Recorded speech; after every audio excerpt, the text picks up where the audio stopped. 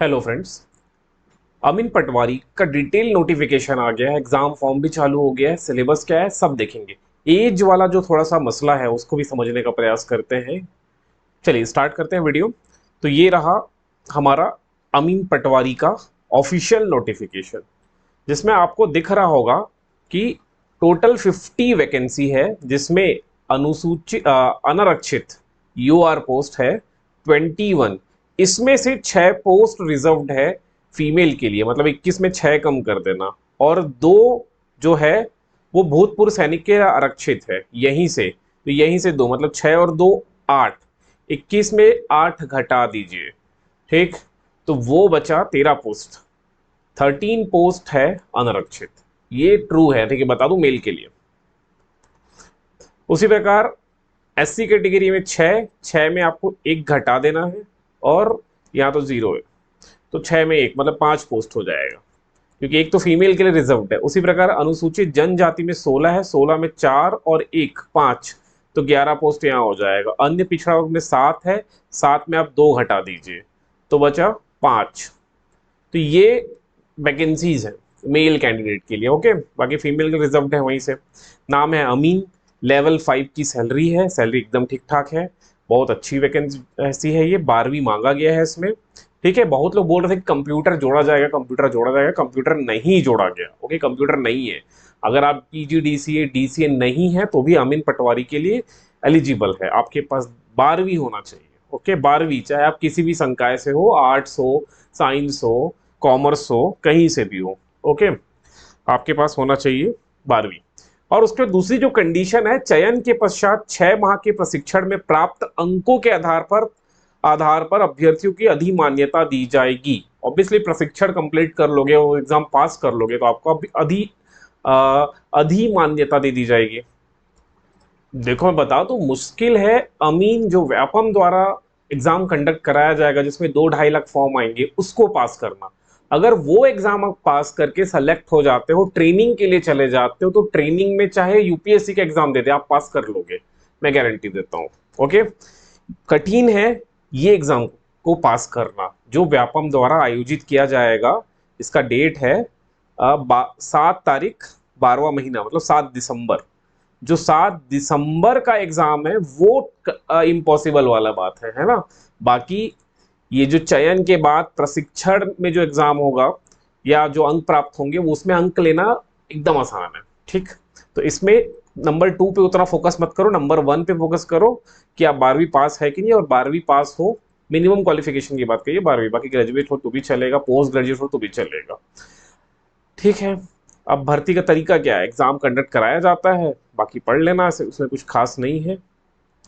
हाँ, एक चीज है कि आप छत्तीसगढ़ के स्थानीय निवासी होने चाहिए, ठीक, तो वो सबसे इंपॉर्टेंट है। और एक एज वाला जो मुझे लग रहा है कि ये गलत है, ठीक है, यहाँ 30 वर्ष लिखा है, और छत्तीसगढ़ शासन द्वारा 2024 में संशोधन किया गया ना, कि जो छत्तीसगढ़ के स्थानीय नागरिक स्थानिक है, जिनके पास स्थानीय निवास प्रमाण पत्र है, उनको 10 वर्ष का छूट दिया जाएगा, मतलब इसको 40 कर लीजिए सीधे से, ठीक है, 18 से 40 यहाँ लिखा है। अगर हम इसको पढ़ें, ओके, ये देखिए यहाँ पर लिखा है न्यूज में, जो 2024 में किए थे ना कि 2028 तक वो मान्य है, मतलब 40 वर्ष तक जो छत्तीसगढ़ के स्थानीय निवासी है, स्थानीय निवासी का मतलब चाहे वो जनरल हो, एससी एसटी ओबीसी कोई भी कास्ट की हो, 40 वर्ष तक तो उनको एग्जाम्पशन मिलेगा, छूट मिलेगा ही, ठीक है।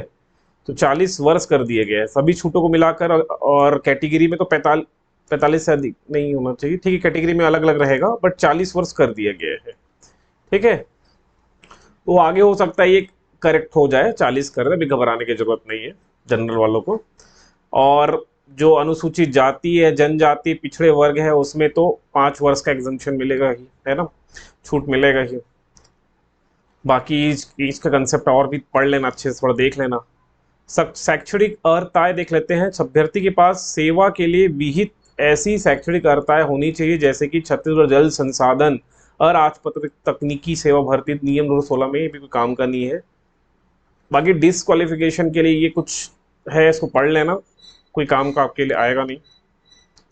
और प्रतियोगी परीक्षा का नियुक्ति किया जाएगा, ये भी कोई काम का नहीं है। बाकी एक बार चाहो तो पढ़ लेना, कोई काम का नहीं है इसमें, ठीक है।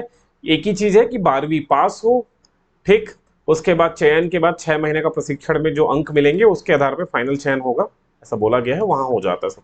अब डेट ये देख लेते हैं, डेट वगैरह देख लो, फिर सिलेबस पे चर्चा कर लेंगे फट से। फॉर्म 23 से मतलब आज से चालू हो गया है। 17 अक्टूबर लास्ट डेट रहेगा, लास्ट डेट का इंतजार मत करना, 7 दिसंबर को एग्जाम है।